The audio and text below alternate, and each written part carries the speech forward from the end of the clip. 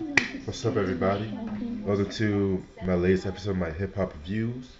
But before I start, I want to wish everyone a happy New Year and things of that nature. Um, this year, I want to make more of a balance between my reviews because I know lately, I think like the second half of the year, I was kind of not doing as much hip hop reviews as I wanted to do. So this year, I'm gonna do a good balance, and you'll expect to see a lot more hip hop reviews this year. That's all I'm gonna say. And I know I'm gonna get to everyone's requests and stuff like that. So just bear with me. And yeah, album I'm about to review today, GZA's second studio album, Liquid Swords, released in 1995 on Geffen Records. Um, I have talked about GZA before, but I don't think I gave like a full biography about who he is. He is one ninth of the Wu Tang Clan, but well, let me start by saying producers, of course, RZA produced this whole album. Singles are "I Got Your Back," "Liquid Swords," "Cold World," and "Shadowboxing." Okay, now RZA was it's an MC originally from Brooklyn and stuff like that. He is the he is a cousin, I believe, of RZA and Old Dirty Bastard and stuff like that. And when he was young, he was like involved with like breakdancing and graffiti and DJing. But then he got developed into like writing songs and stuff like that. And from what I looked up, he had a reputation of just battling every MC because he was that nice, just battling any MC, and mostly he would win and stuff like that. And so Riz and Old Dirty Bastard, they formed a three-man group called All In Together Now and stuff like that. And yeah, All In Together Now. And so they were doing that, and GZA got into a deal with Coachella Records, and he released the album Words for the Genius. Now, yeah, I made a slight mistake when I was reviewing the Old Dirty Bastard album, I believe. I said that RZA and GZA were both signed to fucking I think RZA and GZA were both signed to Tommy Boy Records, but it was actually just RZA who was in Tommy Boy Records. GZA was in Coachella. So Words from Genius was released in 1991. Easy Mo B handled most of the production. Underrated producer, if you ask me. But it wasn't promoted right, and GZA he left Coachella after that. And so in 1992, them, RZA, and Old Dirty Bastard, and the others, they formed the Wu Tang Clan. They dropped Protect Your Neck in 1992. They also the next year they dropped 36 Chambers, which I might have done a review on classic album and stuff like that. So yeah, and so fast forward to 1995, he dropped this album, Liquid Swords. Now Liquid Swords, man, this is my favorite Wu solo album of all time. I know because a lot of people say only built for my Cuban links, but this album just speaks more volumes to me. It's like atmospheric, has like a rock theme to it, and yeah, it's crazy because like Riz is the best beats on this album. Don't get me wrong, like I said before, 1992 to sometime like 2000 2001, RZA was on his game and shit like that. So he's still like in a good spot with this album. Now the cover is pretty dope too. I think one of the DC Comics illustrators they done this cover. I forgot who the guy was. So yeah. Um, what I liked about this, it has like a chessboard theme right here. And you feel like all these pawns getting killed and stuff like that. I feel like that was very creative and things of that nature. Hold on for a minute. Alright, sorry about that. I had to handle one thing quick.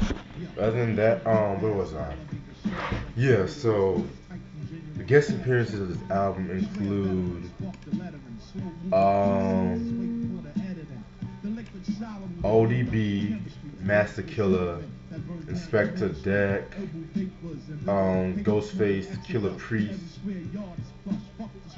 Priest, RZA, Method Man, You God, and Raekwon.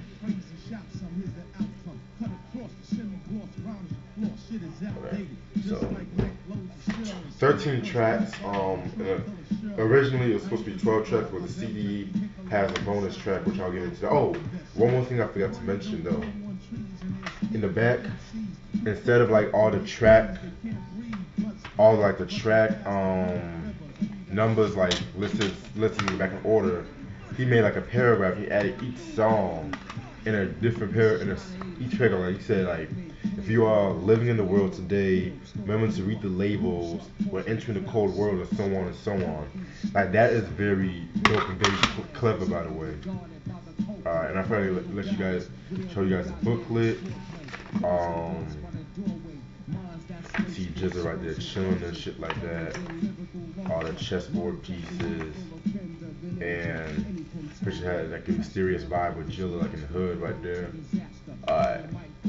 Now track number one is Liquid Swords. That has RZA doing background vocals. Like he just following what GZA's doing and shit like that. Dope song right there. Really sets the whole tone of the album. It's like a braggadocio song. Um, One thing that's interesting about that song, it uses samples from the Shotgun Assassin movie, which has a sampled a lot in hit music and stuff like that.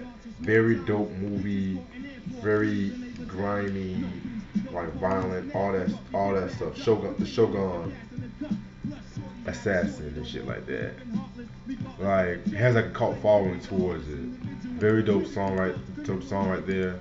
Track number two, Duel of the Iron Mike, featuring Old Dirty Bastard, Master Killer, and Inspector Deck. Um, that one is GZA's favorite song, and that's actually the song that's playing in the background. Love the beat to it, very dope song right there. Uses the classic sample, classic David Porter sample and stuff like that. You guys should know about that sample. Check number three, Living in the World Today. Method Man and RZA do background vocals on that song. Self-explanatory, just talking about what you see in the world today and stuff like that. I love that beat to it. I love the horns they're using that song. It sounds like very dirty and stuff like that. Very dope song. Track number four, Gold. Again, that has I think Method Man was on backing vocals and stuff like that. That's another interesting song because it's talking about like different ways like cats be drug dealing and stuff like that, and then the goal refers to the money the drug dealers make from like listening to the song. And yeah, very good song right there, very good song. You know what I'm saying? Track number five, Cold World featuring Inspector Deck. My favorite song off this whole album. Um, very dope song. It's a classic song. Like whenever you hear that Stevie Wonder sample and things of that nature, and it mixed in with like the Frank Zappa sample. I mean, just crazy how RZA did shit like that. Um, Very dope song. It's talking about like various action, like various struggles, like in the hood. Like both Jizz and Inspector Deck tell a story in that song.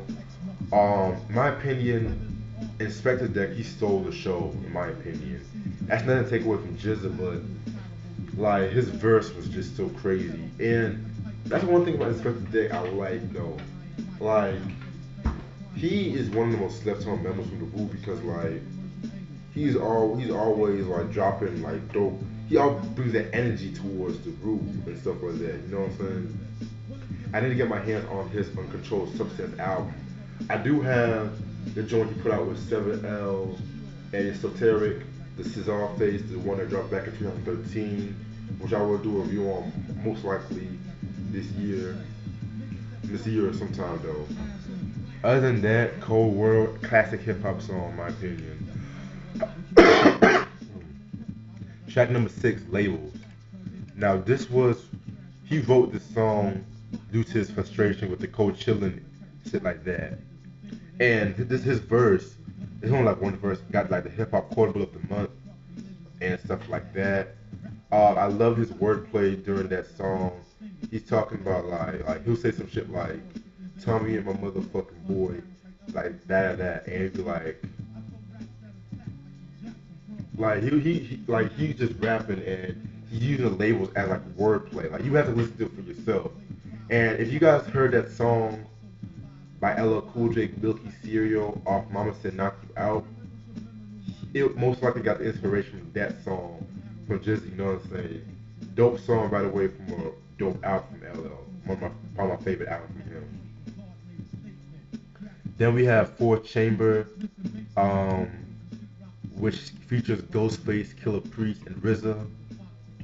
Man, my God, that is an epic song right there. That was actually close to being my favorite song, but something about Cold World is giving that edge though.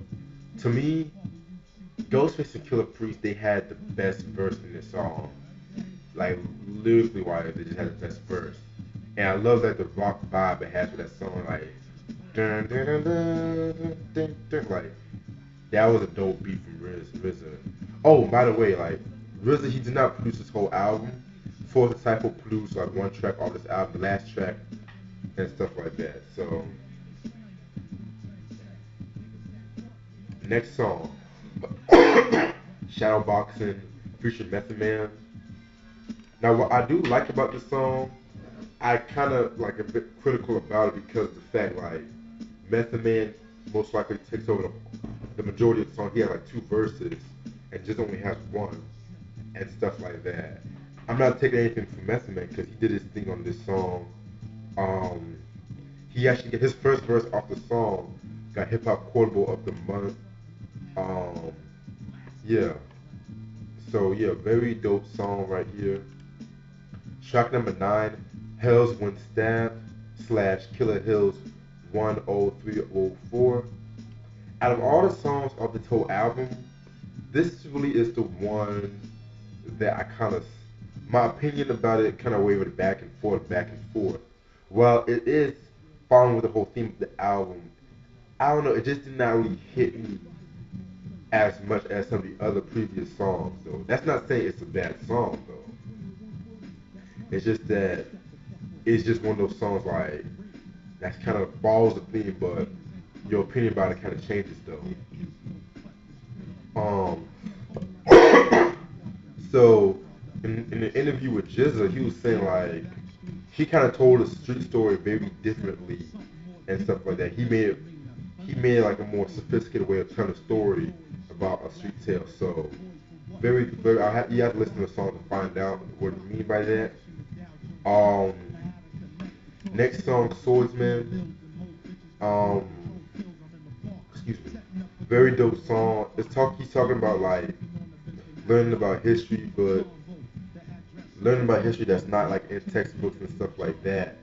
Like he was talking about like slavery and activism in the song. Like yeah, it's educating yourself. Track number 12, I Got Your Back. Pretty dope song right there.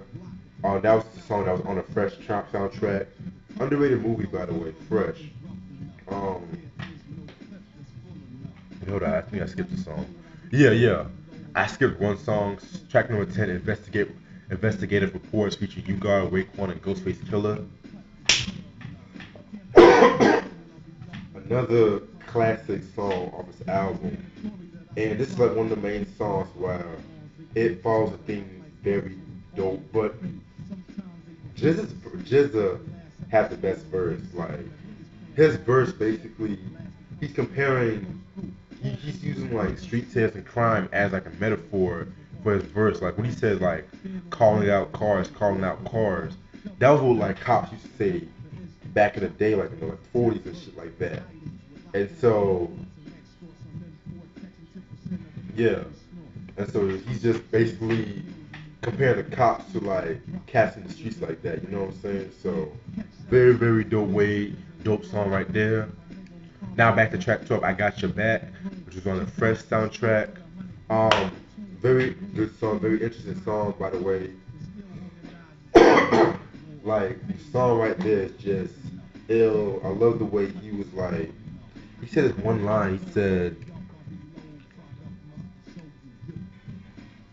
You know your town is dangerous when you see the strangest kid come home from doing the bid and nothing changes. What is the meaning of crime?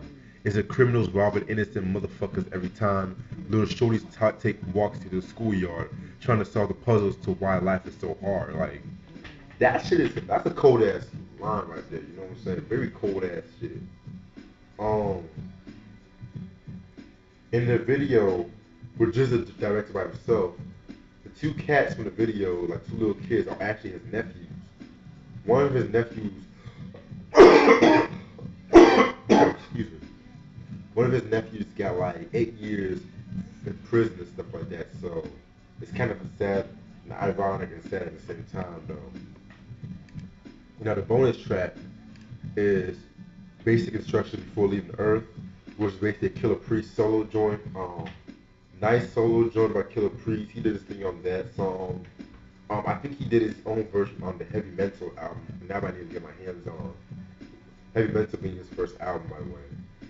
And that's all the time I have for this album, because I think my battery is running low. Overall, classic album in hip hop, and my favorite Wu solo album.